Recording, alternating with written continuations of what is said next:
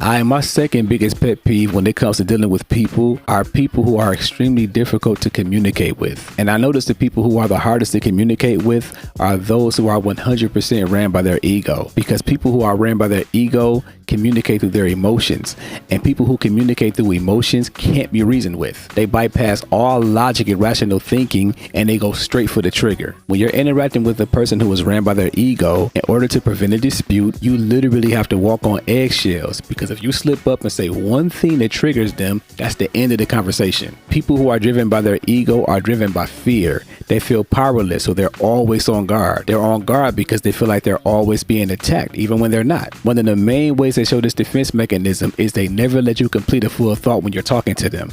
They constantly cut you off before you even get to your point, and they do this because they're afraid you're going to hurt their ego. Another way they show this is they never admit when they're wrong. They can't own up to any personality glitches or flaws. They literally can't take criticism. These type of people can constantly dish it out, but they can't take it. If what they were doing to you was being done to them, they would go crazy. They would lose their minds. Now, I'm not saying I'm the best communicator in the world. I definitely have work to do. But one thing I can say about myself is I am honest about the fucked up parts of my personality and my mentality, the parts of me that I really need to keep working on. So if and when people point those things out to me, it don't bother me because I already know it's there, and I'll say it myself. Now, we all have egos. In some ways, your ego can be good and it can work for you, but I'm speaking more so on the negative side of the ego. As far as the negative side of the ego, I haven't mastered mine, but I've gotten way better at putting my ego in check over the years. You know, humbling myself, not caring if I'm right or wrong. It doesn't matter to me anymore. A person that's driven by their ego can't do that, because to them, that's letting their guard down. Now, I don't think they're consciously aware of it. It's on autopilot, and it usually stems from childhood trauma, as do all issues. People with these impenetrable egos felt powerless growing up.